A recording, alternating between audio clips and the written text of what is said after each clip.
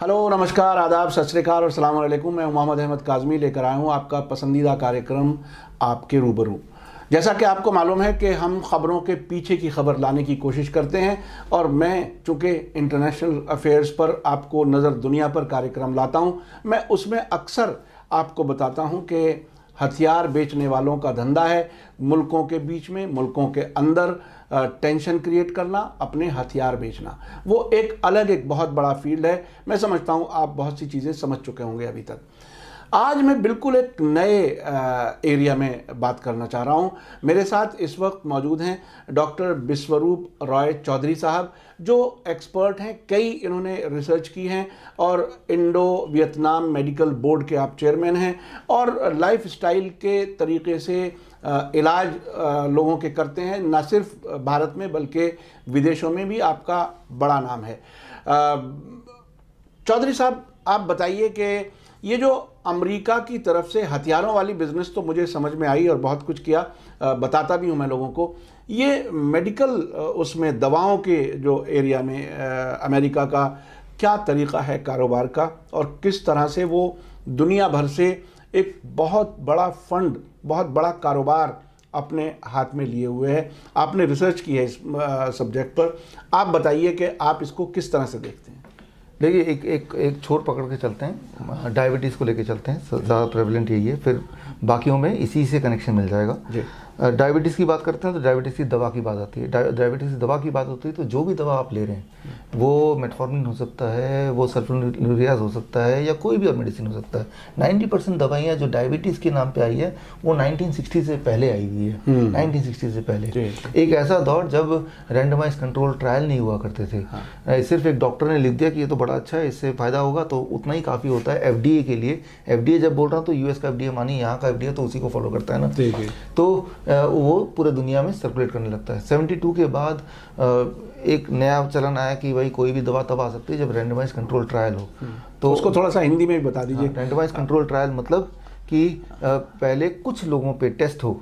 जी। पहले तो जानवरों पे टेस्ट हो, फिर कुछ इंसान पे टेस्ट हो, 1000-2000, उनके ऊपर नज़र बनाई रखी जाए कुछ साल, फिर ये डिसाइड किया जाए ये इंसानियत के लिए है या नहीं है। जी।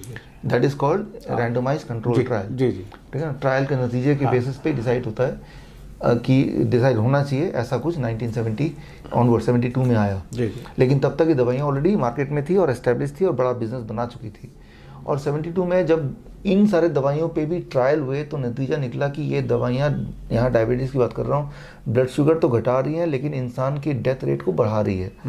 मतलब दो लोग हैं, दोनों का ब्लड शुगर 400 है, एक ने दवाई ली तो ब्लड शुगर 400 का 100 रह गया, एक में दवाई नहीं ली तो उसका 400 ही रह गया। लेकिन जब इन दोनों पेशेंट को करीब 5 साल तक फॉलो किया गया तो देखा गया कि जिसने दवाई नहीं ली उसका ब्लड शुगर ज़्यादा रहते हुए भी वो जिंदा है, और जिसने दवाई ली तो अक्सर उसकी 22% ज़्यादा चांसेस हैं मौत के, मर जाने के। यानी कि जो दवाइयाँ हैं वो ब्लड शुगर घटा रही हैं, वो एक इल्यूजन है, लेकिन एट द कॉस्ट ऑफ आपको और बीमार करने के या आपको डेथ देने के, यानी वो मौत के नज़दीक ले जाती है। नज़दीक ले जाती है। तो जाहिर सी बात है, रैंडमाइज कंट्रोल ट्रायल उस वक्त जितने भी हुए 1972 और 75 के बीच में, सब में ये सिमिलर रिजल्ट थे। तो ये दवाइयों को बैन करने की बात की गई, लेकिन तब तक वो बहुत बड़ा व्यापार बन गया था। जैसे हमारे देश में जग जाहिर है कि सिगरेट खराब है, लेकिन बैन नहीं हो सकता बिकॉज सिगरेट से इतना इकोनॉमिक्स आता है। गवर्नमेंट उसे बैन करेगी तो उतना इकोनॉमिक्स, उतना पैसा गवर्नमेंट को नहीं मिलेगा। तो गवर्नमेंट ने बीच का रास्ता अपनाया कि सिगरेट में लिख दिया, वार्निंग लिख दिया, इंजरियस टू हेल्थ। अब जनता जाने, कस्टमर जाने, हमने तो लिख दिया। तो दवाई को बैन करना इम्पॉसिबल था बिकॉज वो बहुत बड़ा बिजनेस बन चुकी थी। तो चलो भाई लिख देते हैं इस पर कि ये दवाई खाने से इंसान की जान जा सकती है।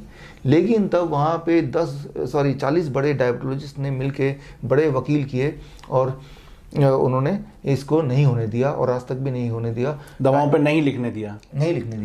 1972 से लेके अब 2020 आ गया। 2018 में भी एक नया गाइडलाइन बन के आया, और उन गाइडलाइन में भी जब गाइडलाइन बनते हैं उसमें हर देश के साइंटिस्ट होते हैं, तो उसमें बहुत इन्फ्लुएंस चलता नहीं। फिर ये ACP गाइडलाइन 6 मार्च में आया, जिसमें क्लियरली बताया गया कि डॉक्टरों को कि ये दवाई एक तो हमेशा के लिए ना दें, और दें तो डॉक्टर पेशेंट को बता के दे कि ये दवाई से आपके मरने के चांसेस बढ़ जाएंगे, अब लेना है तो लो। इंडियन मेडिकल एसोसिएशन ने क्या किया, उसको उस वाले गाइडलाइन को अलग कर दिया, अपने आप को अलग कर लिया कि ये गाइडलाइन हम मानने नहीं वाले, जाहिर सी बात है। यानी वो नहीं लिखने के लिए तैयार। हाँ। हमारी इंडियन मेडिकल एसोसिएशन का देखिए कारनामा बहुत ही दिलचस्प है।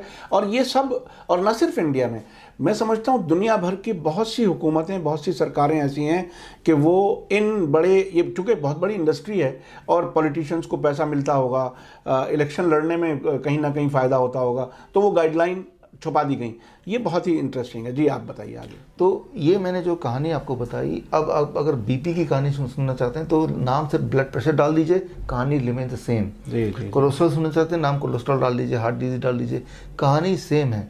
आपसे अगर मैं बोलूं कि आज से करीब 1993 से पहले कोई अगर पेशेंट हॉस्पिटल जाता था तो अगर ब्लड प्रेशर 160/100 से ऊपर होता था तभी उसको दवाई रिकमेंड की जाती थी।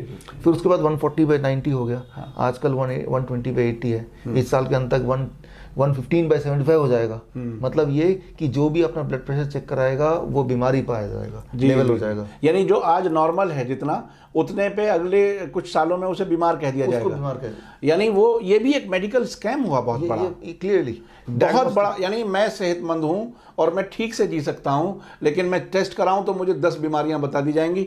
ये आजकल अस्पतालों में आप लोग देख रहे होंगे कि लाखों रुपए से कम का कोई बिल नहीं होता, और इस हद तक होता है कि डेड बॉडी नहीं देते लोग, इतने इनसेंसिटिव हो गए हॉस्पिटल्स में। तो ये बहुत ही तकलीफ दे बात है। आप बहुत बड़ी बात कह रहे हैं और मैं समझता हूँ इंसानियत की भलाई के लिए हम ये बात ज़्यादा से ज़्यादा लोगों तक पहुँचाने की कोशिश कर रहे हैं। जी आप आगे बताइए।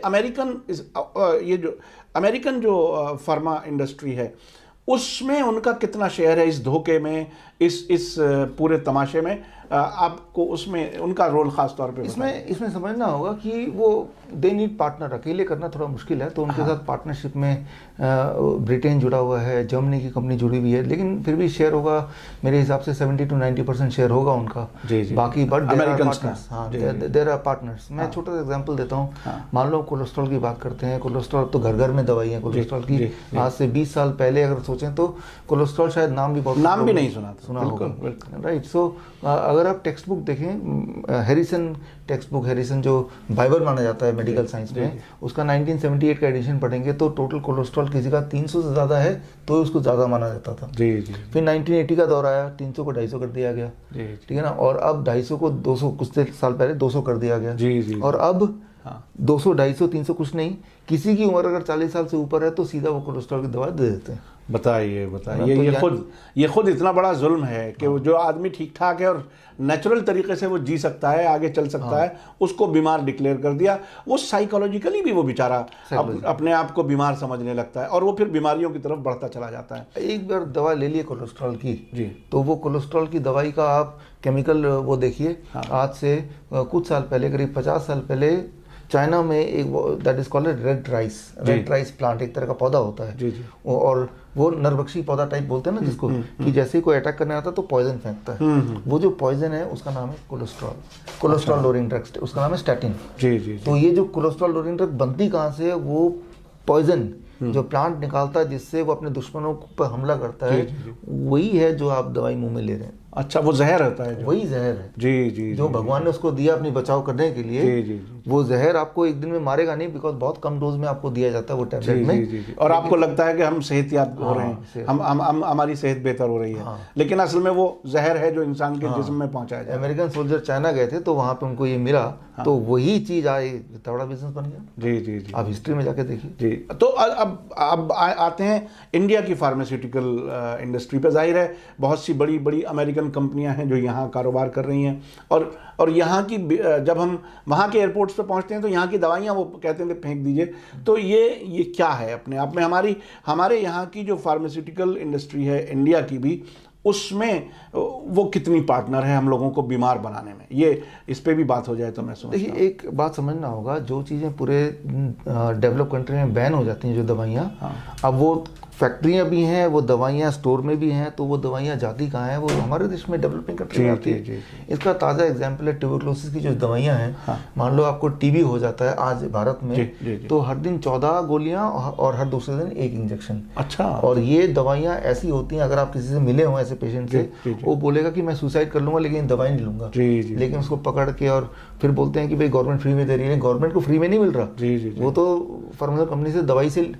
और ये जो दवाइयाँ हैं सिर्फ भारत में है, यूएस में नहीं है वहाँ पे। जी ना। तो इससे जो चीज़ें दुनिया भर में बैन हो गई हैं, वो चीज़ फिर यहाँ डेवलपिंग कंट्री में उसको धकेल दिया जाता है। तो यहाँ जो दवाइयाँ हैं ये वो हैं जो बाकी जगह पे बैन हो गई है। डायबिटीज़ की बहुत सारी, पायाग्लिटाजोन मैं एग्जांपल ले रहा हूँ, जो दुनिया भर में बैन हुई, भारत में एक बार आज से 4 साल पहले के लिए 1 महीने के लिए बैन हुई। लेकिन हम यहाँ की फार्मास्यूटिकल कंपनी की बात कर रहे हैं, तो उन्होंने पूरा ताकत लगाया, सुप्रीम कोर्ट तक गए और वो बैन हट गया। और आज भी पायाग्लिटाजोन भारत में 30 लाख लोग ले रहे हैं, बताइए, दुनिया भर में बैन है। ये बहुत ही एक इंसानियत पर जुल्म है। देखिए, जिस चीज़ पर बैन लगाया गया उसे हटाया गया और उसमें सभी हिस्सेदार बने हुए हैं, कारोबार कर रहे हैं। ये बहुत ही तकलीफदेह बात है। अब ये जो अस्पतालों में जो कुछ हो रहा है, जिस तरह से रिसेप्शन से लेते ही बिल्कुल ऐसे ट्रीट करते हैं जैसे कोई 5 स्टार होटल में कोई एंजॉय करने के लिए आया है, और जो गरीब लोगों के, आप तो ऐसी जगह रहते हैं आसपास बड़े हॉस्पिटल हैं दिल्ली में और आसपास, इसमें अक्सर ऐसी खबरें अखबारों में आती हैं कि साहब मरे हुए 4 दिन हो गए थे, बताया नहीं, चूँकि बिल बढ़ता रहे। और बल्कि शुरू में ये पूछते हैं आपका कारोबार क्या है, अगर लगता है कि पैसा नहीं दे पाएंगे तो जल्दी से छुट्टी कर देंगे, नहीं तो अगर पैसे वाले लोग हैं तो उनकी डेड बॉडी भी 4 दिन तक वो शायद फ्रीज़र में रख देते हैं, कहाँ रखते हैं। इससे कैसे निपटा जाए? आम लोगों में क्या अवेयरनेस होनी चाहिए कि इसमें जाल में ना फंसे? हालांकि ये सब्जेक्ट से ज़रा हटके है, लेकिन लोगों को बहरहाल बताने के लिए कुछ। देखिए, इसे कहते हैं डर का व्यापार।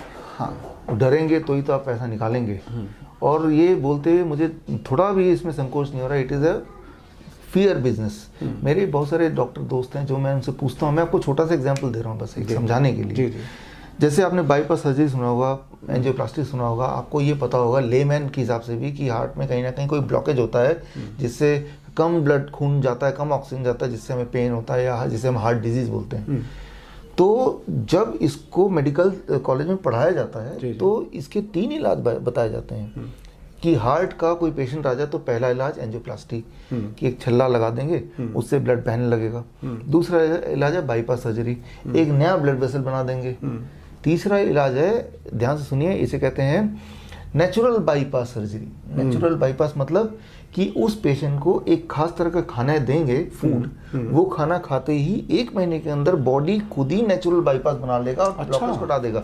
ये तीनों मेथड एक ही साथ एक ही क्लास में पढ़ाया जाता है। अच्छा, लेकिन ये कोई नहीं बताता। तीसरा वाला मैं पूछता हूँ अपने सर्जन दोस्तों से, भाई तीसरा वाला भी तो डॉक्टर पेशेंट को बताओ ना। Let him choose. आपने पहला 2 बता दिया, तो आप वो ऑप्शन क्यों नहीं बताते? हाँ, तो वो अंदर की बात वो बताते हैं, यार ये ऑप्शन बताऊंगा तो पेशेंट तो खुद ही घर जाके सब्जियां खरीद के वो ठीक हो जाएगा 1 महीने में। तो मेरा जो 5 लाख का जो है वो 5 लाख की जगह वो 50 रुपए दे देगा, 100 रुपए दे देगा, 200 रुपए देगा, 500 रुपए से ज़्यादा तो नहीं देंगे ना। सही। तो ये मेथड जो बाईपास, नेचुरल बाईपास है, वो मेथड मैं 1 मिनट में बता देता हूँ आपको, क्योंकि वो डॉक्टर बताएगा नहीं। वो ये कि आपका जो पूरा डाइट है, मान लो आपको हार्ट पेशेंट कोई मिलता है, उसका जो पूरा डाइट है, उस डाइट का अगर 80% फ्रूट्स एंड वेजिटेबल हो, 80% तक फ्रूट्स एंड रॉ वेजिटेबल, मान लो वो 2 किलो खाना रोज खाता है, तो 2 किलो मतलब 1600 ग्राम फ्रूट्स एंड वेजिटेबल हो, बाकी 400 ग्राम उसका जो ट्रेडिशनल खाना है, रोटी सब्जी दाल चावल जो भी खाना चाहता खाए। और वो जो 1600 ग्राम फ्रूट्स एंड वेजिटेबल, उसमें 50% फ्रूट्स एंड 50% वेजिटेबल, कच्चा सब्जी। और ऐसा अगर वो 1 महीना कर सकता है, 1 महीना सिर्फ, तो 1 महीने बाद वो ट्रेडमिल टेस्ट है या एंजाइना पेन है, हर तरफ से उसको आराम मिल जाएगा। ब्लड प्रेशर लेवल है, कोलेस्ट्रॉल है, सब कुछ बिल्कुल नॉर्मल, जैसा कि आज से 15 साल पहले वो हेल्दी हुआ करता था। तो ये मेरा बनाया हुआ कोई मेथड नहीं है, ये नेचुरल बाईपास है जो कि नोबेल प्राइज विनिंग साइंस है 1997 का। जी। तो ऑलरेडी एस्टेब्लिश चीज़ है। इसके पीछे यूएस में जब जाते हैं तो वहाँ के कुछ डॉक्टर बताते हैं, तो गवर्नमेंट ने इसे हेल्थ इंश्योरेंस में कवर किया हुआ है, इस वाले नेचुरल बाईपास को भी, क्योंकि यहाँ पे जो खाना आप खा रहे हैं फ्रूट्स एंड वेजिटेबल, उसमें भी जो खर्चा आएगा, हाँ वो दवाई के लिए रूप में है ना। जी जी जी। तो दवाई पे तो इंश्योरेंस है ही, उसे दवाई का दर्जा की दिया गया है। अच्छा, ये बहुत बड़ी बात है। हमारे यहाँ भारत में ये सब चीज़ें ना हैं और लोग जानते भी नहीं, और मैं समझता हूँ हुकूमतों की तो कोई नीयत भी नहीं है कि ऐसा कुछ करें। तो ये बहुत ही एक ख़ास बात जो हम अभी बात शुरू करने से पहले, ये हथियारों की तरह ही दवाओं के ज़रिए पूरी दुनिया से पैसा लिया जा रहा है, ख़ास तौर पे अमेरिका का इसका बड़ा रोल है। इसके बारे में थोड़ा सा और अगर आप एलेबोरेट कर दें तो मैं समझता हूँ। देखिए, यहाँ पे समझिए कि अगर हम, जैसे मैंने आपको हार्ट डिजीज़ का बताया, सोल्यूशन भी बता दिया, जो कि बहुत ही सिंपल सोल्यूशन है, एस्टैब्लिश साइंस है। ऐसे डिजीज़ वाइज हर एक का सोल्यूशन हमारे अंदर ही है, राइट। यहाँ तक कि मैं एक एग्जांपल ले रहा हूँ, सिर्फ बिल क्लिंटन का ले रहा हूँ। हाँ। उनको हार्ट की बीमारी हुई, ये सारे इलाज उनके साथ भी हुए, और तब वो ठीक नहीं हो रहे थे। 2008 की बात है।